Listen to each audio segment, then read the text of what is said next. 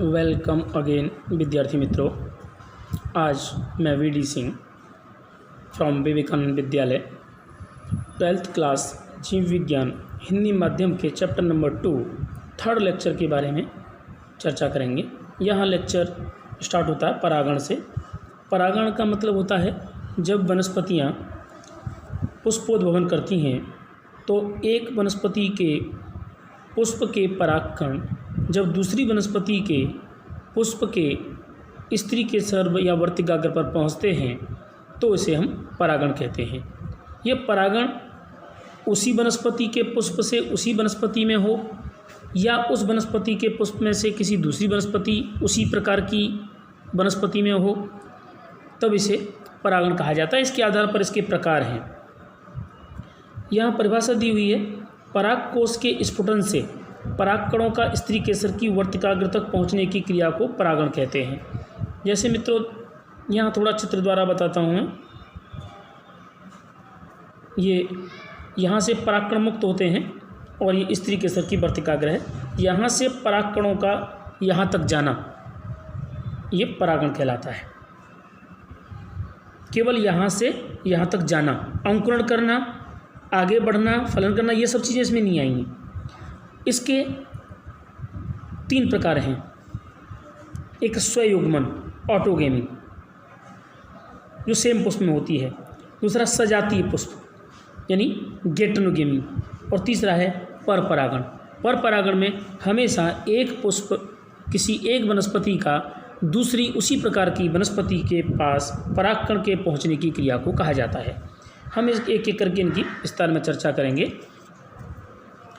सबसे पहले स्वयुग्मन की बात करें तो स्वयुग्मन अर्थात परागकोश के स्फुटन से परागकणों का उसी पुष्प की वर्तिकाग्र तक पहुंचने की क्रिया को स्वयुग्मन कहते हैं। मतलब ये परागासन है और इसी वनस्पति का परागकोश परागकण मुक्त करे और यहाँ पहुँचे तो ये स्वयुग्मन कहलाता है। स्वयुग्मन की आवश्यकता क्या है, क्यों होता है? क्योंकि पुष्प द्विलिंगी होते हैं। पुष्प द्विलिंगी होना चाहिए, इसकी विशिष्टताएं, शर्तें हैं। द्विलिंगी होगा तो ही ऐसा हो पाएगा, अगर एक लिंगी तो पॉसिबल नहीं है। दूसरा समक्रासपक्वता यानी एक साथ परिपक्व हों, परागकोश और स्त्री केसर साथ साथ परिपक्व हों, यानी पुंकेसर और स्त्री के दोनों ये भी ग्रहणशील बने, उसी समय पर ये परिपक्व बने।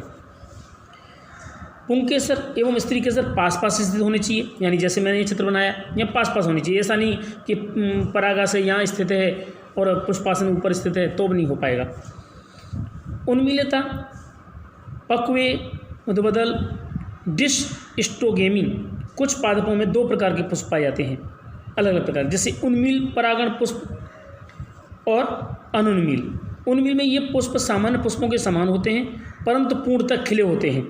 अगर खिले रहेंगे तो उसे उन्मील मतलब खिले हुए, यानी कि पुष्प की पंखुड़ियाँ पूरी तरह फैली हुई होंगी।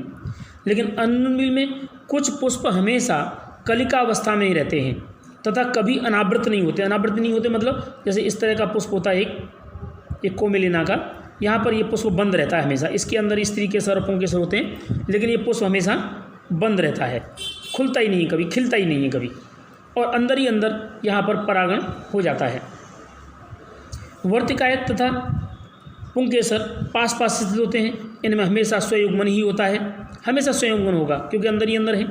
इस प्रकार के पुष्पों को अनुन्मील विलिस्टोगेमस पुष्प कहते हैं तथा क्रिया को अनुमील परागण कहते हैं। अगर दूसरी बात करें सजातीय पुष्पी परागण की, तो सजातीय परागण पुष्प में परागकोश के स्फुटन से परागकणों का उसी पादप के अन्य पुष्प की वर्तिकाग्र तक पहुँचने की क्रिया को सजात पुष्पी परागण कहते हैं। जैसे एक ही वनस्पति पर यहाँ पर एक पुष्प खिलाए और दूसरा पुष्प यहाँ पर खिलाए, तो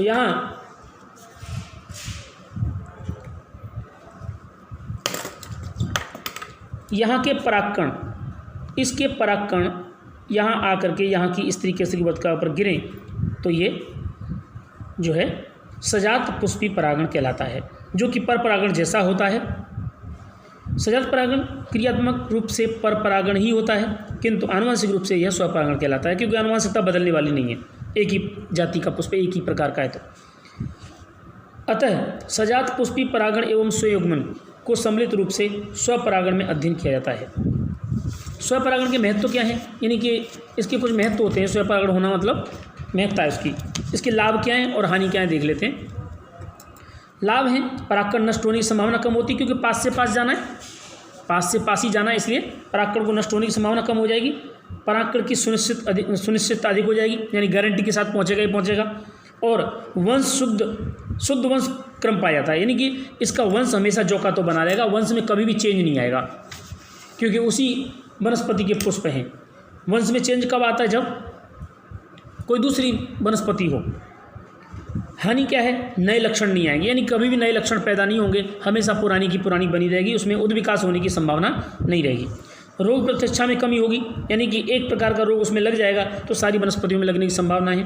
अंतः प्रजनन, अवसादन, उत्पादन एवं गुणों में कमी आ जाती है, यानी धीरे धीरे प्रजनन करते करते करते करते कई बार पीढ़ियों के बाद उसमें कुछ लक्षण कम हो जाएंगे, कमजोरी आ जाएगी। दूसरी बात करें परपरागण की, तो परपरागण का मतलब है परागकोश के स्फुटन से परागकणों का कानुषी जाति के अन्य पादप के पुष्प के वर्तिकाग्र तक पहुंचने की क्रिया को परपरागण कहते हैं। यानी कि एक ही जाति के पुष्प होंगे, जैसे कि गुड़हल का पुष्प, जैसे गुड़हल का पुष्प हो और एक वनस्पति और दूसरी वनस्पति इसी तरह की गुड़हल की ही हो,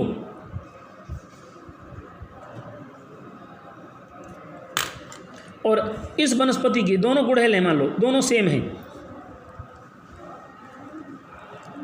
एक ही जाति के पुष्प हैं, तो यहाँ से परागकण यहाँ तक पहुँचे तो इसे परपरागण कहते हैं। भिन्न जाति नहीं होनी चाहिए, जाति एक ही होनी चाहिए। परपरागण के साधन यानी क्या क्या चीज़ें होती हैं, अनिवीय कायम, जल एवं वायु, यानी कि किसी अन्य माध्यम द्वारा ये स्थानांतरण करते हैं। जैसे कि जल परागण यह अत्यंत सीमित होता है, यह लगभग उदाहरण अनावृत बीजधारी वंशों में पाया जाता है। इसमें अधिकांश एक बीजपत्री पादप होते हैं, जैसे वेलिसिंडिया, हाइड्रिला, स्वच्छ जली, जोस्टेरा, समुद्री घास। जल परागण की ये है। जल परागण पानी के अंदर, अपवाद है इसका वायर हाइड्रेट, वाटर लिली, कुमुदी में जाति पर होते हैं, हुए भी बाहु एवं कीटकों द्वारा परागण संपन्न हो जाता है। जलीय वनस्पति, काफ़ी जलीय वनस्पतियों में ऐसा हो जाता है। अगर हम वेलिसिनेरिया की बात करें तो वेलिसिनेरिया में जल परागण जो होता है वो पानी में जो पुष्प होते हैं लंबे वृंत वाले होते हैं। यहाँ मैं एक चित्र बना देता हूँ।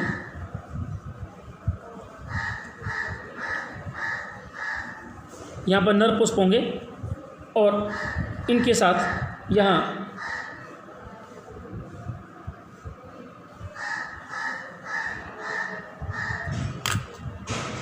ये मादा पुष्प है और अनेकों नर पुष्प इसके चारों तरफ इकट्ठे हो जाते हैं।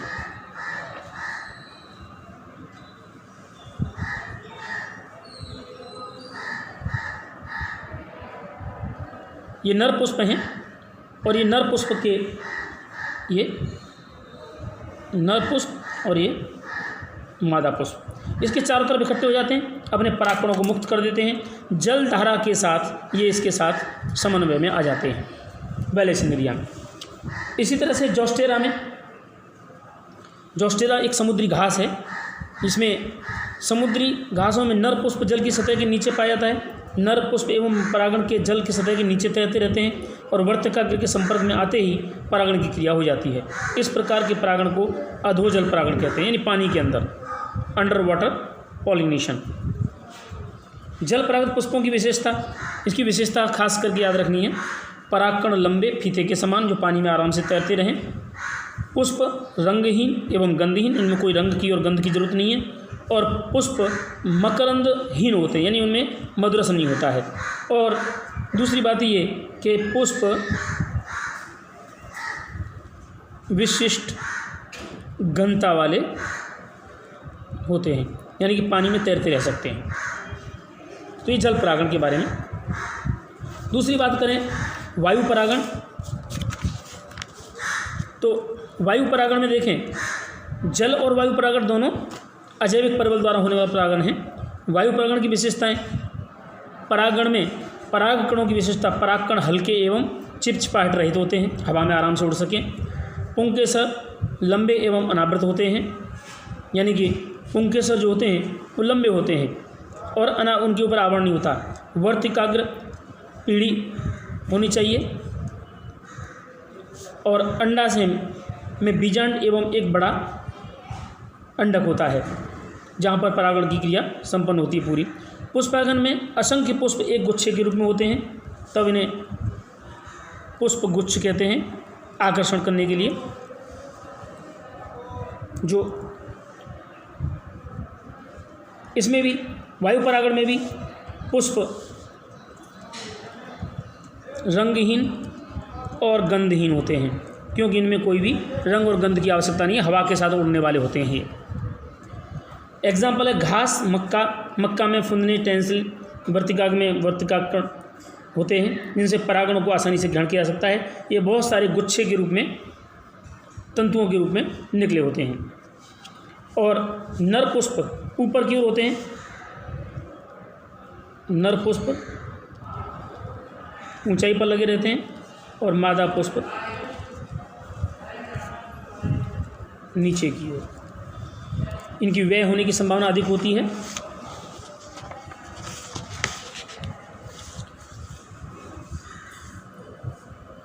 इसलिए संख्या में अधिक होते हैं।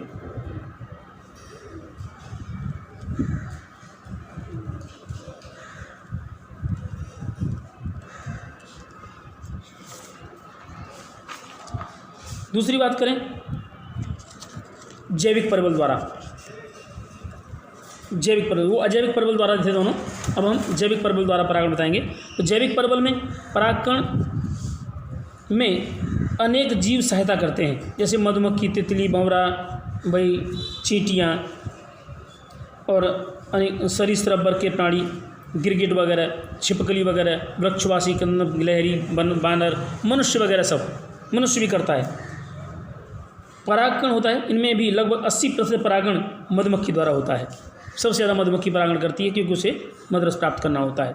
इसकी भी कुछ विशेषताएं, जैसे कीट परागित पुष्पों की विशेषता, पुष्प रंगीन एवं आकर्षक होते हैं, पुष्प गंधयुक्त होते हैं, मधुरसयुक्त होते हैं।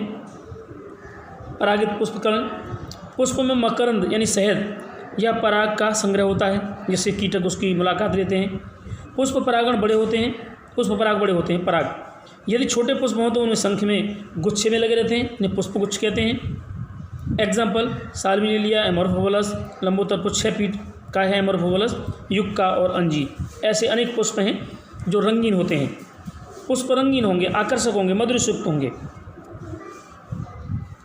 वायु परागण की अपेक्षा सापेक्ष में कम परागकण उत्पन्न होंगे।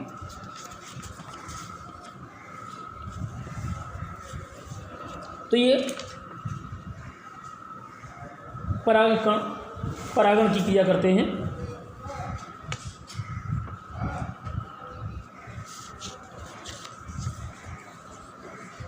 नेक्स्ट है पादप कीट संबंध। यहाँ पर युक्का, सलब और अंजीर बई, बर्र, ये बर्र है। अंजीर में बर्र परागण करती है, युक्का में सलब परागण करता है। लेकिन कभी कभी जब ये परागण अपने आप नहीं हो पाता और कुछ दूसरी पद्धतियाँ अपनानी पड़ती हैं, जिसमें बाहिर प्रजनन प्रयुक्तियाँ उपयोग में होती हैं। पर परागण को प्रोत्साहित करने वाली ये घटना है। पर परागण की शर्तें जो हैं वो इस प्रकार हैं। एक लिंगी पुष्प होना चाहिए, अरंड और मक्का एक लिंगी है। एक लिंग रसई पादप, शहतूत और पपीता होता है। विषमकालीन परिपक्वता हो, यानी कि एक ही साथ दोनों में पुष्प में पुंकेसर और स्त्री के साथ परिपक्व ना हो रहे हों।